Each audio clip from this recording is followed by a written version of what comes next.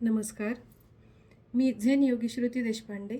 आज तुमच्यासमोर खूप काहीतरी इंटरेस्टिंग चर्चा अशी घेऊन आली आहे.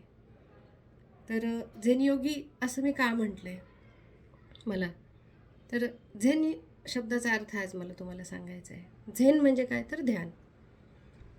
तर ध्यान म्हटलं की आपल्यासमोर काय येतं, की मेडिटेशन आणि शांत डोळे झाकून बसणे.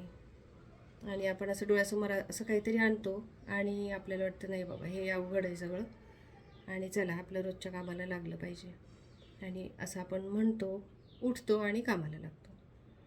पण खूप मोठे मोठे अर्थ असे घेण्यापेक्षा ध्यानाचा साधा सोपा अर्थ, मी ध्यान या शब्दाचा अर्थ सांगणार आहे, की ध्यान म्हणजे लक्ष देणे.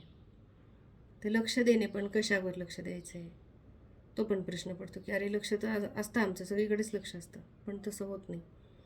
आपण इतर गोष्टींकडे लक्ष देतो, पण स्वतःवर लक्ष नाही देत. आपण सगळं काम करत असताना स्वतःकडे लक्ष देत देत आपण समोरच्या कामामध्ये लक्ष घालतो का?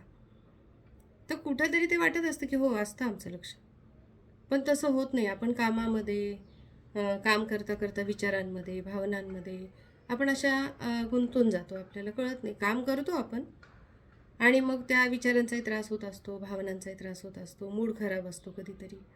सगळं असं सांभाळत सांभाळत आपण दिवस संपवतो आणि घरी येतो, थकलेले असतो, एकदम थकलेले असतो, आणि असं वाटतं की अरे लाईफ असंच असतं का? पुन्हा म्हणतो की लाईफ असंच असतं, सगळ्यांचंच असं असतं, तर इट्स ओके, ॲक्सेप्टेड असं असतं कुठेतरी मनात. इट्स ओके म्हणतो आणि तो विषय सोडून देतो आपण तिथेच. पण लाईफ ओके होतं का? नाही होत ओके ते. पुन्हा दुसऱ्या दिवशी तेच चालू होतं, कन्फ्युजन, विचारांची क्लिअरिटी नसते, काहीतरी समोर आलेलं आधी महत्त्वाचं, मग ते चालूच होतं.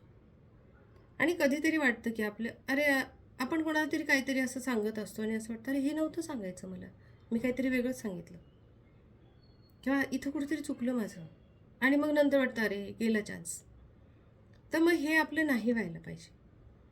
विचारांची क्लिअरिटी पाहिजे आणि कन्फ्युजन नको. कन्फ्युजन ठीक आहे, कन्फ्युजन असतं, पण कन्फ्युजनमध्ये आपण कम्फर्टेबल राहू शकतो का?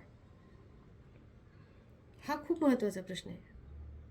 कारण काही ना काही लाईफमध्ये येणार, टेन्शन्स येणार, सगळं होणार, कधी मूड खराब होणार, कधी खूप दुःख होणार, कधी आनंद होणार. पण एक नॉर्मल लाईफ आपल्याला जर कोणत्याही परिस्थितीमध्ये आपल्याला स्वतःला नॉर्मल ठेवायचं आहे आपल्याला,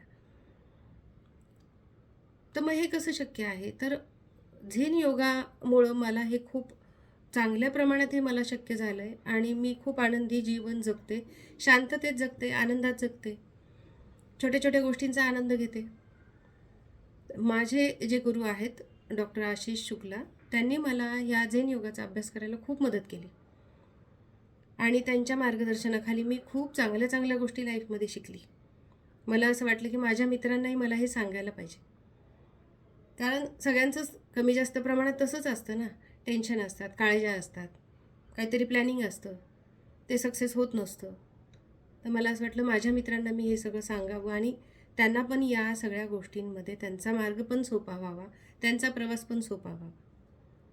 तर आपल्याला विचारांची क्लिअरिटी, कन्फ्युजनमध्ये कम्फर्टेबल लाईफ आणि भरपूर जीवनाचा आनंद घ्यायचा असेल, तर पुढच्या भागात आपण नक्की भेटूया. नमस्कार.